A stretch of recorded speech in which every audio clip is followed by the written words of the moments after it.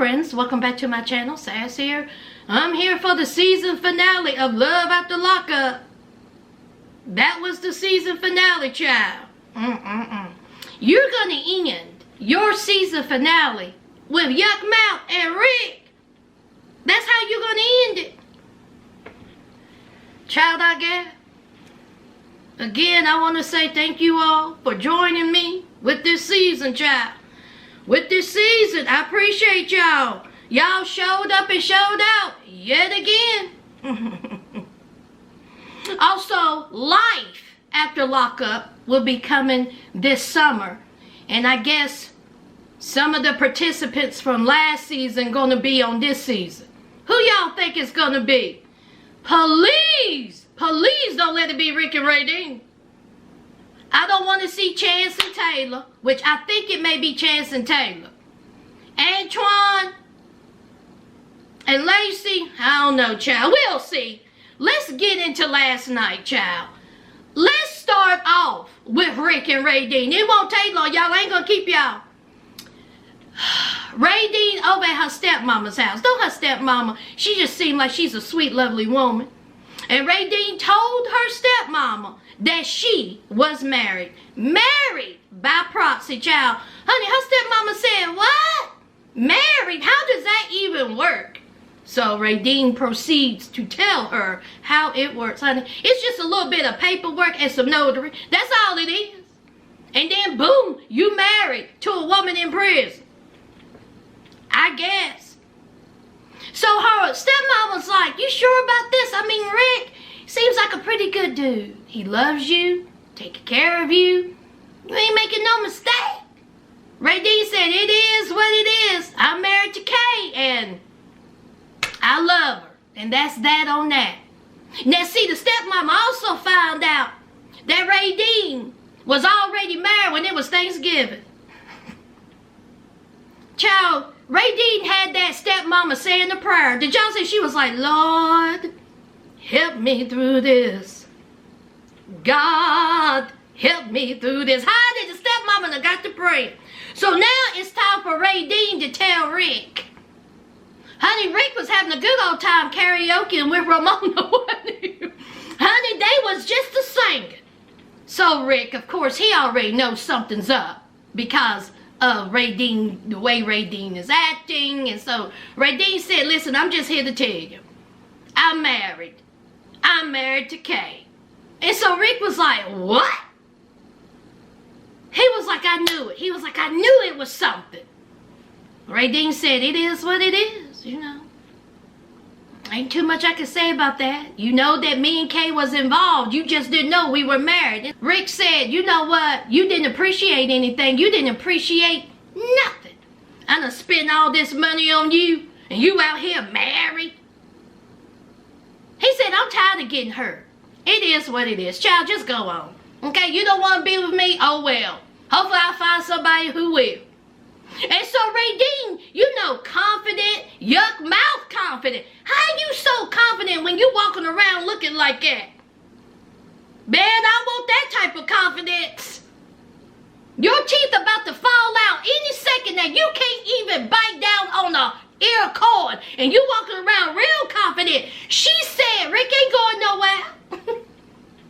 She said Rick isn't going anywhere. They gonna love each other from a distance. But see, when she wants Rick, Rick is gonna come running. Is that right? Is that right, Rick? Now, the follow-up is Rick is single. And he haven't had any type of communication with Radine. Radine and Kay are still married and still together, child. Let's move on. This ain't gonna take long. Chance and Taylor. Now, when I first started this season, I said Chance is the one that I am going to have to just get together all the time. Chance and his slick mouth. See, when Chance appeared, I was like, Taylor, please get that man out your house. Around them kids, get that man out of your house. He is controlling. He got a slick tongue, and he's trying to get Bobby out the house. Well, we've seen it all play out.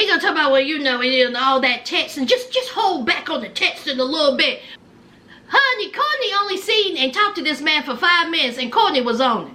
He said, I don't even know this man, but this man is insecure. And I'm surprised Branwyn is with him. She's gonna chew him up and spit him out.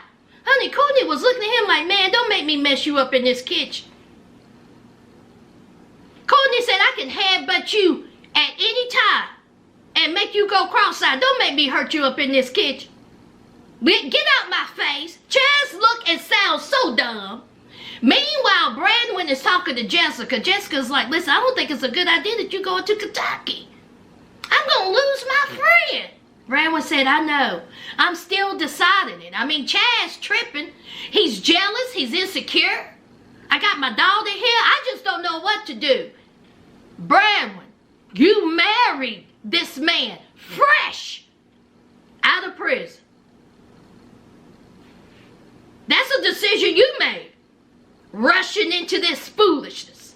And can I add this, y'all? Did y'all see all that stuff she had? She had luggage and boxes and totes. I'm like, how you gonna move all this stuff? Y'all have another U-Haul somewhere? That ain't gonna fit in his vehicle. So it's time for Branwyn and Chazz to get it on. Now, they haven't had no boom, boom, boom. Chazz has yet to crack the back. And he said he ready. So they're laying around, they're kissing. It was awkward. Branwyn looked awkward. Branwyn looked damn near scared. Branwyn said, I'm uncomfortable. I haven't been with the man in a while, and this is not the man I thought I would be with, but then all of a sudden she started breathing hard, crying, snot flying. She just started having a full-blown mental breakdown, knowing that she got to have a little boom, boom, boom with Chazz. Honey, she had a fit. She said, I can't do it. She said, I can't do this. My nerves, my anxiety, I'm stressed out.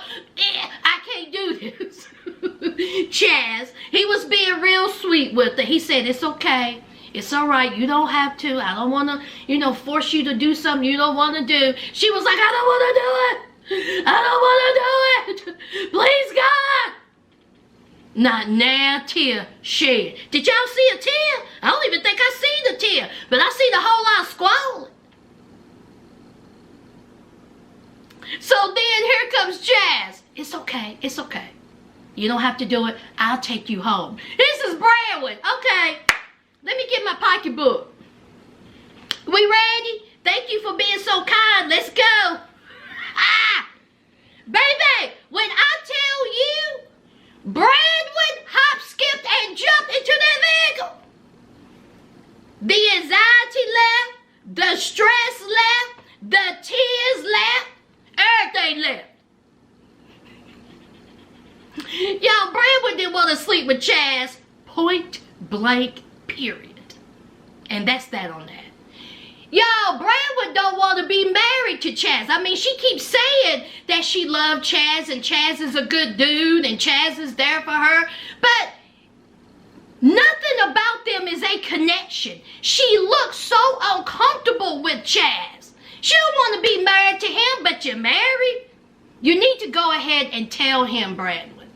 Because obviously Chazz do love her. I think he really do love her. And he wants her to move to Kentucky. She's still where she's at. Her PO has not given approval for her to move to Kentucky yet. And she's getting a tan. A spray tan, child. Chazz is still by himself and he's still loving Branwyn. Let's move on. This ain't gonna take long. Kayla and Martel. Kayla and Martel are in a good space right now. No arguing, no fighting. They good for now. So they gonna have a little party for Martel. Just a couple of people. I think only like 3 or 4 people showed up. It was real small. And so Martel's cousin, who wanted Martel and Kayla to be together for a long time, that's how they got hooked up. she's talking to Martel and saying, now listen here, what about marriage? You ain't getting no younger. You need to think about marrying Kayla. Martel said, what? Martel said, not today, not tomorrow, and I don't think ever. Cousin, listen, Martel ain't gonna marry Kayla. Now, in my opinion, I don't even think he likes that girl. I think Kayla is just there because Martel needed somewhere to lay his head and to lay somewhere between her legs. So, I mean, that's the only reason why. I mean, he sure enough don't act like it. But, we all know editing. But, only thing they do is argue and fuss. But anyway, Martel said he ain't thinking about marriage. No, ma'am. So Kayla's talking to the homegirl, and the homegirl is trying to give Kayla some advice about handling Martel, and you know, Kayla talking about she raises her voice, and they've been arguing, and then that friend said, you have to understand, he a man, and he's been in prison for 13 years around other men. What the hell does that have to do with being decent? What the hell does that have to do with being accountable? What the hell does that have to do with saying I'm sorry when I'm wrong? What the hell does that have to do with being appreciative? What the hell does that have to do with saying thank you? Being around a bunch of men in prison ain't got nothing to do with how you handle your woman. It ain't got nothing to do with being just a little bit kind. Kayla and Martel are still together, and that's that on that, child. I was hoping for a little bit more out of Kayla and Martel. Let's move on. Let's talk about Kevin and Tiffany. This ain't gonna take long, y'all. I'm going through it. Kevin, he's up with meeting up with his homeboy, and he tells his homeboy he ain't heard from Tiffany. Ain't heard not now thing, but he said he misses Tiffany. He said him and Tiffany could be good together. And plus, he likes a little boom, boom, boom. Who don't? So the friend said, call her, child. So he called Tiffany. Tiffany was like, yeah, what? What do you want? She was a little off-putting when they first started the conversation. He was like, hey, how you doing? I haven't heard from you. Is your phone broke? And so she says, I have a lot on my mind. Tiffany, what have you had on your mind, girl? What have you had on your mind? Now, Tiffany didn't say where she was at. I guess she wasn't at Curtis's, child. Honey, her and Curtis have no longer spoke to each other. When she seen Kevin knock Curtis out, it was a wrap for Curtis. It was a wrap. Curtis can't fight. And so she said, that's it on that. Bye, Curtis. So Kevin says, I miss you. I want to see you. Let's get together. So here comes Tiffany. That's a nice little place where they met up at. I like that little outdoor area, child. I could kick it there, honey. I could kick it there all night. Honey, that look like so you can have you a good drink, good little conversation. They may have some music in the background, honey. Yes, that's what I'm talking about. So anyway, so Kevin and Tiffany just talking about their relationship. Where's it gonna go? How's it gonna go? Are they gonna be kicking it? And honey, Tiffany said she wouldn't mind bringing in, you know, a third party. Bring in another female, have a little threesome. A menage a trois. And you know Kevin was like, look, I'm cool with it. You know, let's just grow together first. Let's see what we are together first, and then we'll think about bringing in a third person, because, you know, I'm feeling you. Kevin said he's feeling Tiffany, okay? Now, he got them other two to deal with. He ain't thinking about them. It's about Tiffany all right now. Tiffany says she's cool with it. She'll see where things is going. She'll see about, you know, her and Kevin in the future. They'll just take it day by day. Y'all, don't bring Kevin and Tiffany back either. I don't want to see them. Okay, that's it with them. Let's move on. Oh, yes. Harry and Indy. Y'all thought they was going to be last, didn't you? Tricked y'all. Let's talk about Harry and Indy. We know Yolanda done showed up and showed out. She done dropped Harry off at just some corner in Ohio and said, get to stepping. So she comes back, she tells Indy what went down, and Indy was like, I already know, Harry was upset, he was embarrassed, but Indy was like, let him be embarrassed. He done embarrassed me for a month. And so Yolanda was like, listen, I did what I was going to do. I done told you he don't care nothing about you. Pack up your stuff and let's go back home. We going to Maryland. I'm going back to the hotel. So, of course, Harry, he's upset. He's upset. Oh, well. Indy, she said it's hard. She said that it's hard to make a decision whether to leave or to stay. And then Indy said that Harry threatened her to come to Ohio. Do y'all remember that? Indy, I don't remember that part. When did Harry threaten you? In fact, Harry didn't even want you to come. In fact, you found out Harry was cheating before you left Ohio, and you still packed up your tote and your child and moved to Ohio. You did that. It wasn't no threatening. You the one come talking about my ancestors are gonna guide me. Along with that, psychic, girl, stop. And now she's putting all the blame on Terry. Talking about Terry's the reason why our relationship didn't work. No. It was Harry's penis is the reason why your relationship didn't work. It was Harry's lies is the reason why your relationship didn't work. It was Harry being disrespectful is the reason why your relationship didn't work. Don't be putting that all on Terry. You gotta take some blame, and Harry takes some blame too.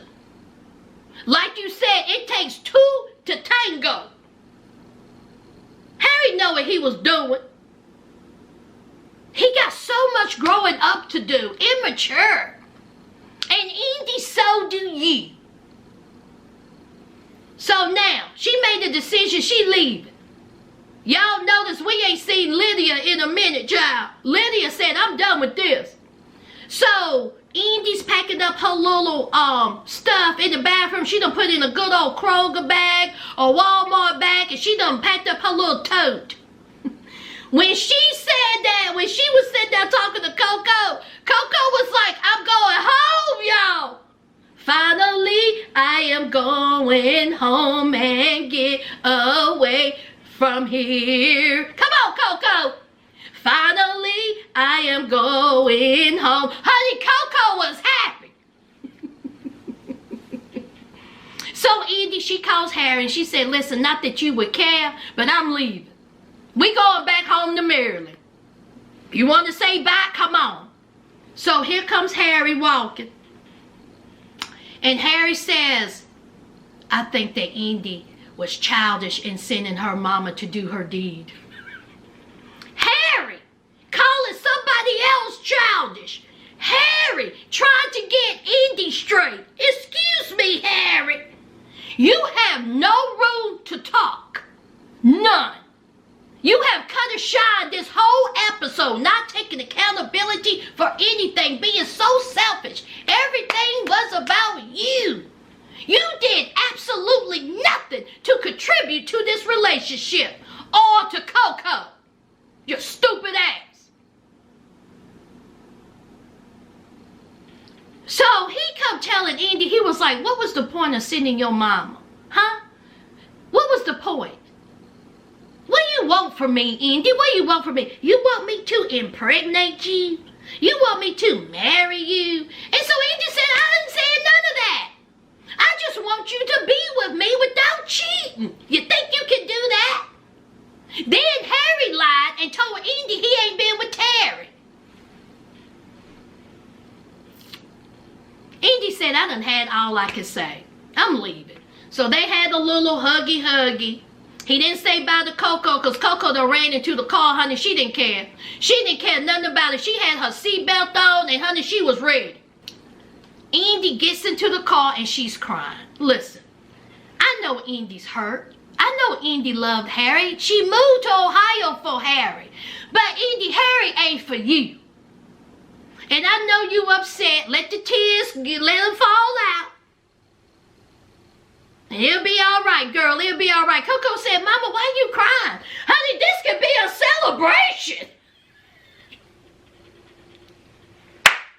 Coco said, let's celebrate. So, Harry, who told Indy he wasn't with Terry? Where do we see Harry? Harry up in Terry's house. Cooking. He over there cooking a burnt egg, some dry rice, breakfast in bed, got some flowers. He ain't never did that for Indy. Did we ever see him do that for Indy? Hell no. He didn't even stay at Lydia's house. He was over at his other sister's house. He didn't even stay with Indy. But he doing all that for Terry. He said that Terry keeps him in line. He said that Terry knows him. He said that Terry is the one that keeps him on the straight and narrow. Terry, girl, what are you doing? I mean, I'm just questioning everything. What are you doing, girl? But Harry says that he's happy. Terry seems happy. He goes outside or somewhere and he calls Indy. Tell you something, Indy didn't pick up that phone. At that time, Indy says she back home. She loves Harry, but she needs to think about some things. I'm so glad she didn't pick up the phone. Harry said that he loves Indy. And he's not really sure about Indy or Terry. Y'all, I got a feeling Harry and Indy will be back. I got that feeling. But then later on, we find out that Indy is still in Ohio and she is now accepting Harry's calls. We shall see. Let's move on. Last and certainly least, Antoine and Lacey. It's time to go over to the mama's house for dinner. Okay? So they over there. The kids are there. His brothers and sisters are there. Honey, they had them some fire-looking Chinese food. I was like, whoo, that looks good. Honey, that sesame chicken look crispy. And Antoine was tearing that food up. And the mama said, if you don't slow down, Antoine said, I'm hungry. Didn't he look like that gremlin? Y'all remember the gremlins? When that little gremlin was eating that chicken leg? Honey, and the sister and the mama starts talking about, you know, Antoine living with Lacey and being in a relationship. And, you know, Antoine ain't down with the conversation, even if it is with his family. He gets so agitated and nervous. He said, I gotta go have a cigarette. So the producer said, what's going on? What happened? He was like, man, I just don't like talking about stuff like that. It stresses me out. It wears me out. It tears my nerves up. He pacing back and forth smoking. And I'm like,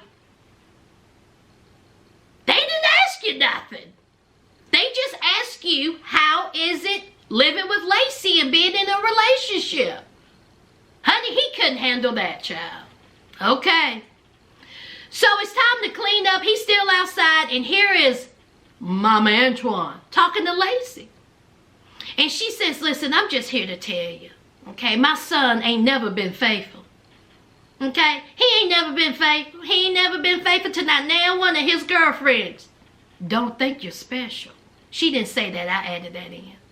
And then Mama Yolanda done told Lacey that Antoine has been texting and talking to at least 50 girls. Lacey said, oh, really? Mama Antoine said, yeah, sure did. Sure did. And I ain't trying to start nothing, but I just want to let you know, again, he has never been faithful. So Lacey said, now what's Mama Antoine trying to do? She trying to set me up? Is she trying to warn me, or is she trying to destroy our relationship? Which one she trying to do? So of course Lacey, she's fuming, because who wants to hear that their man is talking to 50 other girls? 50? Antoine knows 50 girls. Maybe a couple, but 50? I don't even know 50 people. And the way Antoine is social anxiety, how he know all these girls? Honey, they were probably talking to each other on Facebook. Anyway, so they get into the car. And so Lacey brings up what Mama Antoine said. And she said, listen, your mama told me you've been talking to all these girls. And so here's Antoine. He says, Lord have mercy, here we go. He was like, can't we just have a good time? We gonna fight already? Lacey said, is it true? You been talking to these girls? He said, listen. He said, I ain't doing nothing wrong. I'm not doing nothing wrong. I'm here. She said, do you love me? He said, yeah, I love you. She said, I don't think you love me. You definitely ain't showing it. He said, let me tell you something. He said, I do love you. And I want you to tell me how I'm not showing you that I don't love you. What am I supposed to be doing? I ain't gave you a reason not to trust me. I ain't doing nothing with these girls. So him and Lacey are going back and forth. Lacey don't feel like Antoine loves her or showing her that he loves her. So Antoine getting agitated. Antoine said, man, my mama is a buster. My mama always butt into my relationships. That's why none of my relationships last. It's because my mama butt into them. Now, my mama had no business in telling that, and Lacey shouldn't be listening to it. Antoine gets upset. They get home. They've been bickering, fussing all the way home. Lacey agitated. And so Antoine said, that's it. I ain't doing this tonight. Antoine said, it's a wrap. So Antoine, he takes off his earpiece. He takes off his microphone. He said, go home. It's over. So no more filming. So the producers got a hold of Lacey. And Lacey says she's trying to tread lightly with Antoine. She don't want him to get too agitated. And she definitely don't want him to relapse. They're just going to take it slow, day by day. And no more filming. Did y'all see them drawings that they showed? Is that supposed to be Antoine and Lacey? Honey, that didn't look like neither one of them. But anyway, there was no more filming with Antoine and Lacey. And guess what, y'all? They are expecting a child. Lacey is pregnant. And she's due in November. Okay, Lacey and Antoine may be coming back since she is with child. Child, baby, I didn't see that coming. Congratulations, you two. Apparently, they kissed and made up. Anyway, y'all, that's it. That is it for this season of Love After Lockup. Thank you for all the love you have shown me this season. And I will see you all this summer for Life After Lockup. Don't forget to hit that like, comment, and subscribe. And until next time, friends, bye!